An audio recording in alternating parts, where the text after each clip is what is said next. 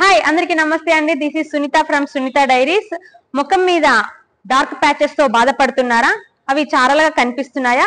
అయితే అది మెలాస్మా కావచ్చు. ఈ వీడియోలో అయితే మనం మెలాస్మా గురించి తెలుసుకుందాం. మెలాస్మా ఎందుకు వస్తుంది, దానికి హోమ్ మేడ్ రెమెడీస్ ఏంటో చెప్తాను. అలాగే కొన్ని ట్రీట్మెంట్స్ కూడా మీకు ఈ వీడియోలో అయితే చూపించబోతున్నాను. సో మీరైతే ఈ వీడియో ఎక్కడ స్కిప్ చేయకుండా చివరి వరకు అయితే చూడండి. Let's go to the Sunita diaries. Melasma అంటే ఏంటి?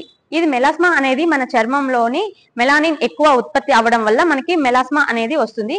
ఇది ఎక్కువగా మనకి చెంపల పైన అండ్ ముక్కు మీద ఎక్కువగా వస్తుందండి.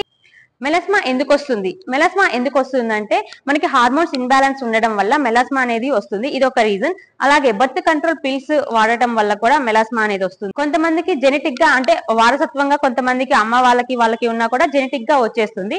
అదొక రీజన్. మన స్కిన్ అనేది ఎక్కువగా ఎండకి ఎక్స్పోజ్ అవ్వడం వల్ల కూడా మనకి మెలాస్మా అనేది ఎక్కువగా వస్తుంది. మెలాస్మా నివారించడానికి మనకు కొన్ని ట్రీట్మెంట్స్ కూడా ఉన్నాయండి. వాటిలో ఏమిటంటే కెమికల్ పిల్స్ నెంబర్ 1. దీని వల్ల ఏంటంటే మనకి కెమికల్ పిల్స్ వల్ల చర్మం పైన ఉన్న ఒక పొర తొలగిపోవడం వల్ల మనకు మెలాస్మా అనే డార్క్నెస్ అనేది కాస్త వరకు అయితే తగ్గుతుంది. మెలాస్మాని మనం లేజర్ ట్రీట్మెంట్ ద్వారా కూడా మనం తగ్గించవచ్చు.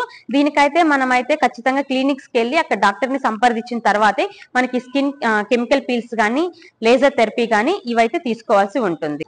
మెలాస్మాని మనం కొన్ని జాగ్రత్తలు తీసుకొని దాన్ని అయితే కొంతవరకు అయితే మనం ఆఫ్ చేయగలమండి. అదేంటంటే ఫస్ట్ మనం హోమ్ రెమెడీస్ గురించి మాట్లాడదాం.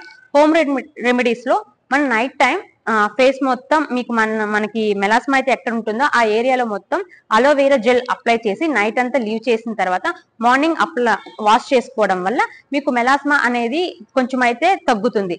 అలానే oatmeal pack, almond oil, vitamin E ఉండే క్యాప్సిల్స్ వాడడం వల్ల ఏంటంటే మీకు స్కిన్ బ్రైట్నింగ్ పెరిగి మీకు మెలాస్మా అనేది కాస్త వరకు అయితే తగ్గుతుంది. మెలాస్మాని మనం లేజర్ ట్రీట్మెంట్ ద్వారా కూడా మనం తగ్గించవచ్చు.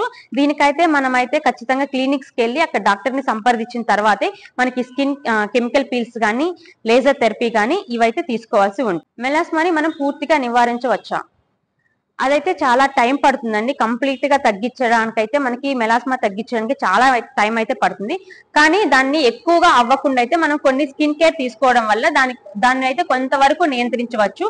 మనం ఎండకి ఎక్స్పోజ్ అయ్యేటప్పుడు కంపల్సరీగా SPF 50 ఉండే సన్ స్క్రీన్ అనేది కంపల్సరీ వాడాల్సి ఉంటుంది.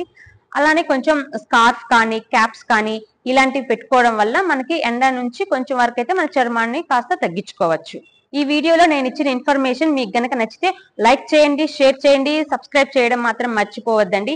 నెక్స్ట్ వీడియోలో మరో మంచి ఇంట్రెస్టింగ్ కాన్సెప్ట్ తో మళ్ళీ అయితే కలుద్దాం. అంతవరకు బై బాయ్.